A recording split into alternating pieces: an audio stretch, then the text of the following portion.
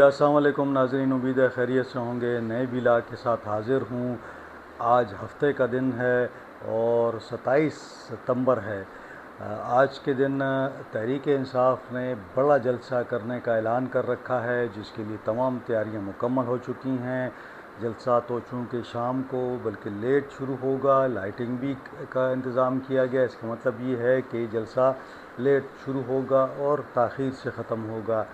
اس حوالے سے تمام معلومات جو ہیں وہ آپ کو اگلے ولاگ میں دوں گا، لیکن آج جو معاملہ ہے وہ بڑا اہم ہے۔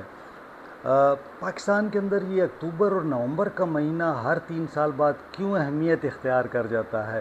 ایسا کیا معاملہ ہے کہ یہ اکتوبر اور نومبر کے اندر تمام جو قوم ہے وہ دیکھتی ہے کہ اکتوبر اور نومبر میں کیا ہوگا؟ تو اس سال اکتوبر نومبر میں کیا ہونے جا رہا ہے؟ کیا آرمی چیف کے حوالے سے جو بات کی جاتی ہے کہ فیلڈ مارشل صاحب جو ہیں ان کی ریٹائرمنٹ نومبر 28 کو ہوگی یا نہیں ہوگی؟ اس حوالے سے بڑی قیاس آرائیاں ہیں، بڑی افواہیں ہوتی ہیں۔ اکثر یوٹیوبرز کو میں دیکھتا ہوں تو وہ کاؤنٹ ڈاؤن بھی کر رہے ہوتے ہیں کہ جی آج اتنے دن رہ گئے۔ اس تمام صورتحال پر بڑی دلچسپ صورتحال ہے، اس پر بات کریں گے۔ اور بات کرنے سے پہلے آپ سے وہی ریکویسٹ کہ چینل کو آپ نے لائک بھی کرنا ہے، آپ نے سبسکرائب بھی کرنا ہے، دوستوں کے ساتھ شیئر بھی آپ کریں، اور یہ جو بیل آئیکن ہے گھنٹی کو بجا کے رکھیں تاکہ آپ کو نیا ولاگ مل سکے۔ تو جناب چلتے ہیں پہلی خبر کی جانب۔ تو پہلی خبر یہی ہے کہ تحریک انصاف کا جو جلسہ ہو رہا ہے، علی امین صاحب نے اس پہ کافی اخراجات کیے ہیں۔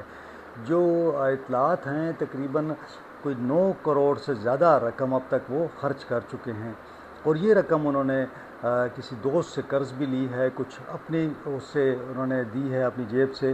اور اس وقت جو پارٹی کے اندر جتنے بھی جو بڑے صاحب حیثیت لوگ ہیں وہ سارے جو ہیں نا خاموش بیٹھے ہیں۔ تو اس جلسے کا تمام خرچہ جو ہے وہ علی امین گنڈا پور صاحب برداشت کر رہے ہیں۔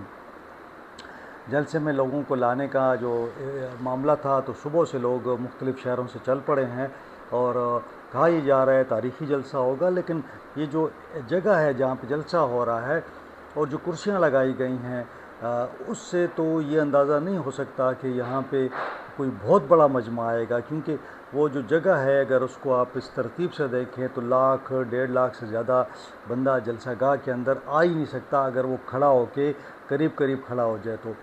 پھر کرسیاں جب آپ لگا دیتے ہیں تو وہ کافی کم ہو جاتی ہے گنجائش۔ بہرحال دیکھتے ہیں کتنے لوگ آتے ہیں، اور کیا باہر کی سڑکیں جو ہے رنگ روڈ کی سڑک اور موٹر وے کے پاس جو پل ہے کیا وہاں تک لوگ ہوں گے؟ یہ رات کو ہی معلوم ہوگا، اور یقیناً اس میں علی امین گنڈا پور جو ہیں وہ بھرپور کردار ادا کر رہے ہیں۔ دوسری خبر بڑی امپورٹنٹ ہے، اور وہ یہ خبر ہے کہ یہ قیاس آرائیاں کی جا رہی ہیں اور دعوے بھی کیے جاتے ہیں، اور اکثر لوگ جو ہے وہ کاؤنٹ ڈاؤن کر رہے ہوتے ہیں کہ جناب آرمی چیف کی ریٹائرمنٹ میں اتنے دن رہ گئے۔ تو یہ کیوں بات یہ ہو رہی ہے؟ اصل معاملہ یہ ہے کہ ہمارے جو فیلڈ مارشل ہیں ان کی جو اپوائنٹمنٹ ہوئی تھی، وہ انیشلی جو ہوتی ہے اپوائنٹمنٹ پاکستان کے اندر آرمی چیف کی 3 سال کے لیے ہوتی ہے، تو ان کے 2022 سے 2025 کا جو یہ ٹینیور ہے ان کا، وہ 28 نومبر کو پورا ہو رہا ہے۔ اب کیا وہ ریٹائر ہو جائیں گے؟ یہ بہت بڑا کوشچن ہے۔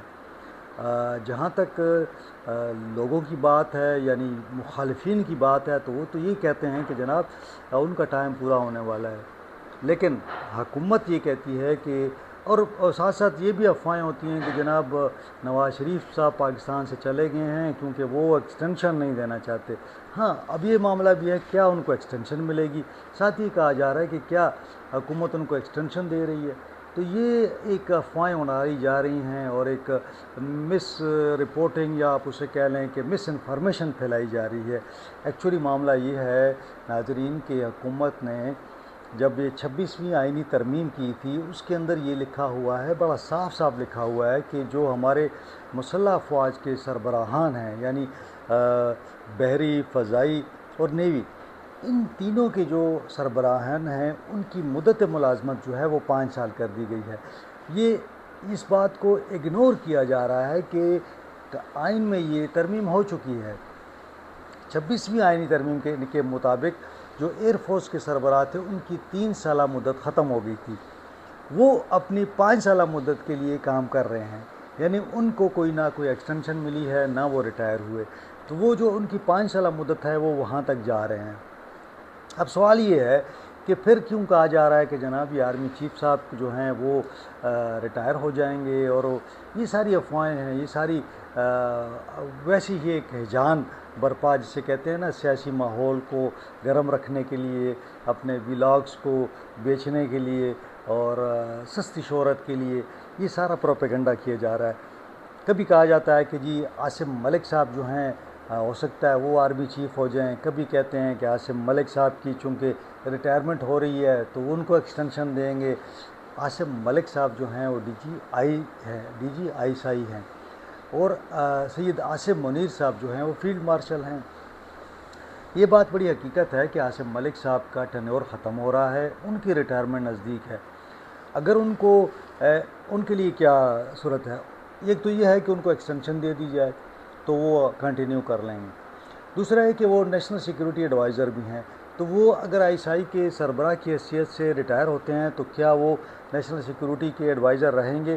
اس کا فیصلہ حکومت کرتی ہے۔ ظاہر ہے کہ یہ حکومت کا ایک اختیار ہے کہ وہ کسی کو نیشنل ایڈوائزر رکھتی ہے یا نہیں رکھتی۔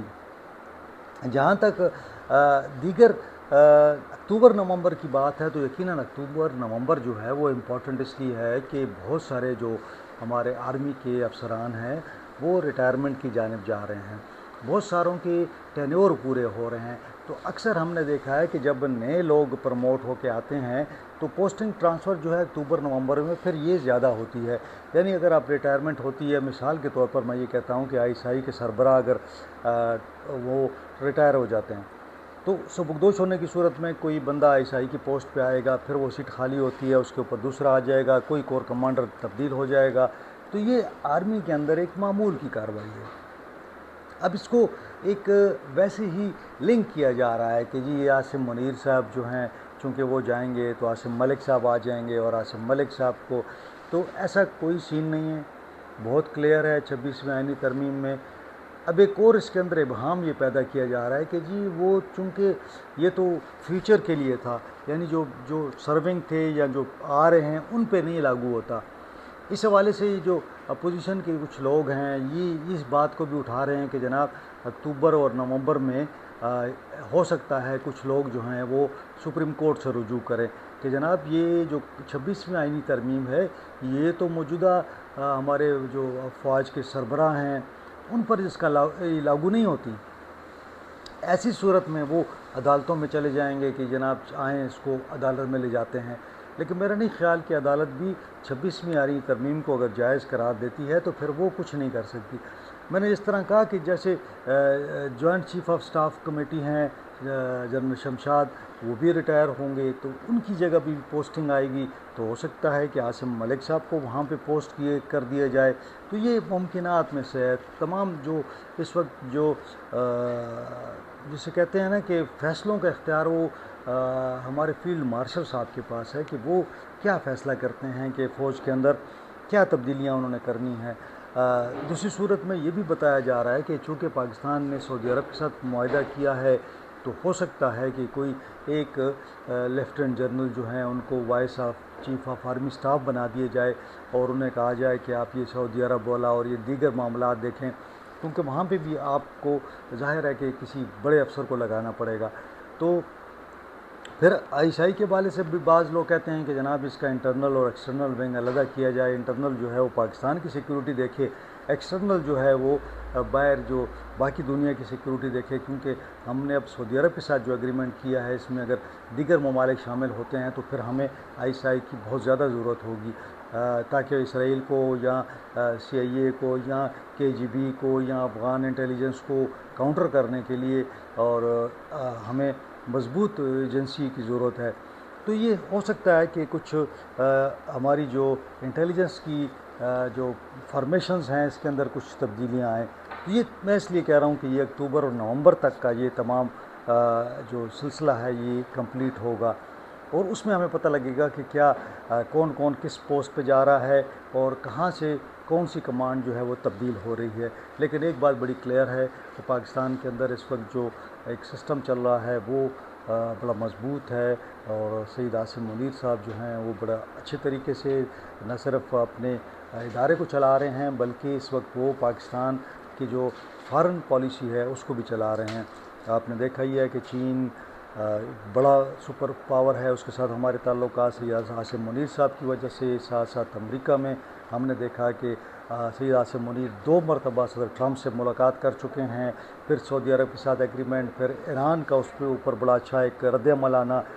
پاکستان اس وقت دنیا میں جو فارن پالیسی ہے اس کے اندر اس نے دوست بنانا شروع کر دیے ہیں، اور دشمنوں کی تعداد کم سے کم ہوتی جا رہی ہے۔